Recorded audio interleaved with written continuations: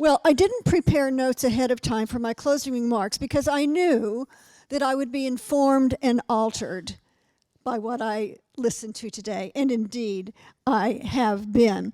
And I want to say at once that in my work on the exhibition, I consulted Joni Kinsey and Gaylord Torrance and Maura Lyons, and they helped me with my work.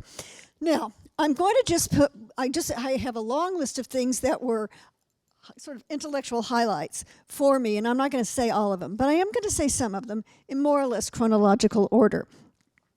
I was very interested in the comments on the New Deal and how much it improved life and actually remedied much of life in Iowa. I was also interested because my own father was in a CCC camp in Oklahoma, and it really helped him and his family.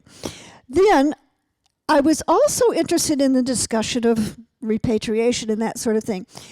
And I came away with the idea of how beneficial, in the end, it always is to act morally.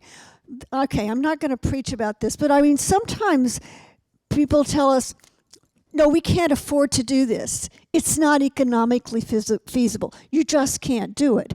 But I think we have found that when we act morally, it's a benefit. And the benefit may not come back instantly in the first quarter, but it will come back to us if we try, at least try, to act morally. I was also interested in that issue about the cornerstone. I want to join Joni and others in saying, would you open up that cornerstone so we can see what they said?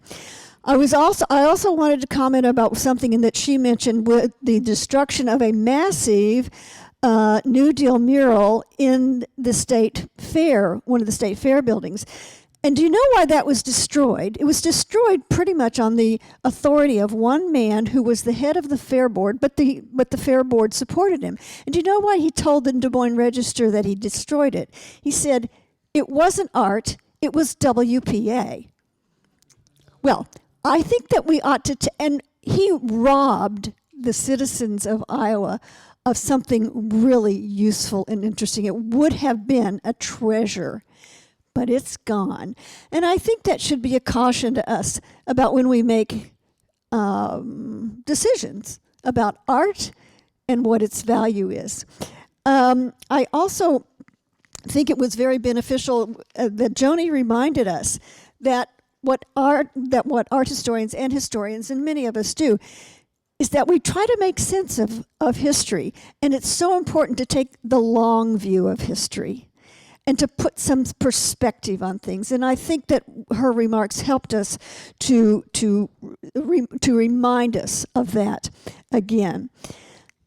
I was particularly interested in having Professor Burroughs participate in this because I really wanted to have some empirical information about the physicality of our land. Our land is the basis of our civilization, and I think we don't know enough about how one could create a civilization and sustain the civilization. So it's very important to me to have him here with us today.